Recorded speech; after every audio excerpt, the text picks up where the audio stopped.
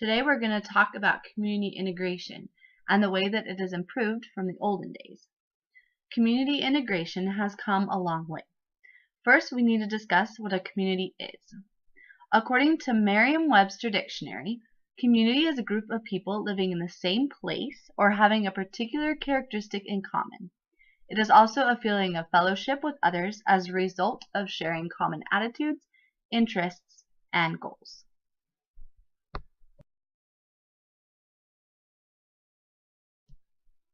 There are three common elements in integration. 1. A relationship with others. 2. Independence in one's living situation. And 3. Activities to fill one's time.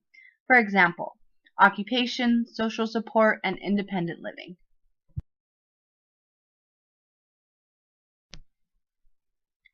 I love this quote about inclusion. I think it sums up what we're talking about perfectly. So it's about inclusion. You can't be included unless you are present, and you can't be present unless you are able to get there.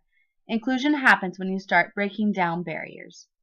Unfortunately, this is an example of what an institution looked like in the olden days. This is what people were given. People with disabilities had no opportunities, especially in the community settings. They were isolated. In the 1960s and 70s, they started to move people from institutions into smaller communities. And then, as time elapsed, people were placed in the least restrictive environment, hopefully. Now, there is complete inclusion based on the choices of the students and the participants, of course.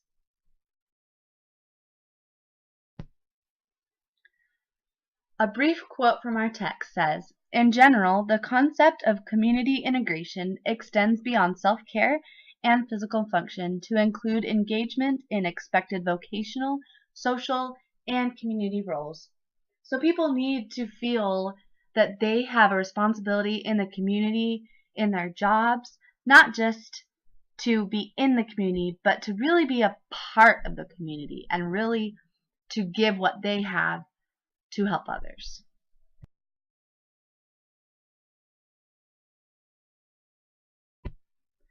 So you may be wondering what inclusion is, but I'm going to tell you what it's not first. So first, it is not clustering people with disabilities into one home, one classroom, workplace, or social center. It's not giving special privileges to them or feeling sorry for people with disabilities.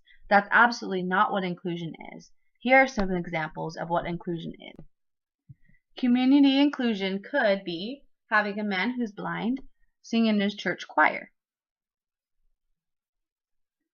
or a man with cerebral palsy who got a local office job and goes out to lunch with his coworkers and boss regularly.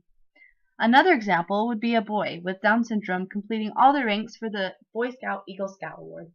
So as you can see, all of these are wonderful accomplishments, and they help the community greatly. So community inclusion is more about having everybody have an equal opportunity to participate in the things that the community is offering. So next I'm going to discuss the 4 basic models of community integration that's in rehabilitation literature. So the first one is functional independence model. And this is achieved through functional independence in environments external to institutions. So basically anything out of the institutions. Second is the acculturation model. So it implies that the person with a disability is able to bring unique aspect in a larger community.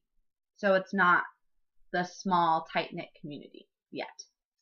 So the normalization model is to achieve participation with the community in the normal amount, settings, and activities. Then the fourth is the subjective experience model. And this is where the person with the disability is an active partner in planning, implementing, and evaluating all the community services. And this one is actually the preferred method for people with disabilities because it allows them to have their rights and to be proactive decision makers, which is what anybody wishes for, really. Now we're going to talk about certain disabilities.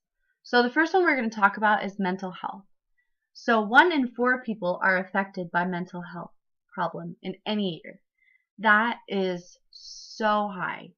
So the book tells us some skills that we need to know in order to help these people. So the most important things to community integration for people with mental illness are: 1, their opportunities to attain goals and achieve a sense of accomplishment, and 2, to develop peer relationships. There are some barriers that they perceive, and these are the lack of individual being prepared for adult life, the difficulties the individual has in forming relationships, and the stigma attached to having a mental illness. There are a lot of support groups. In fact, there's strength-oriented services and opportunities for skill development anywhere in the community. These are offered through community education classes, adult education classes. There's so many opportunities in the community education that need to be taken advantage of. They're there, and that's what they're there for. They also have supportive mentoring relationships. So there's lots of people who can help them.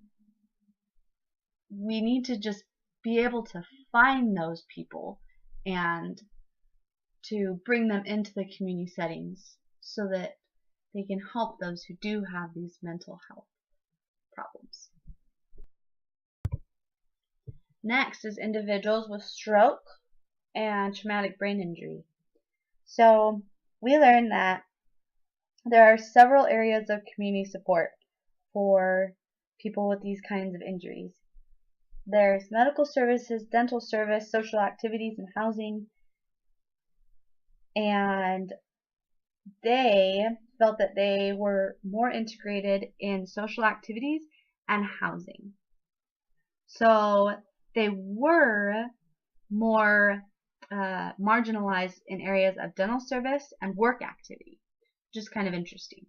So a study shows that even if people aren't able to work out in the community, they need to be able to have some kind of alternative so that they can be pursuing something and they can have goals and they can be contributing to something.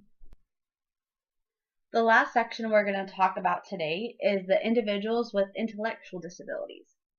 So studies show that those with intellectual disabilities need to focus on increased functional skills, such as social interaction safety, dining etiquette, money management, and enhancing their social relationships, those people around them.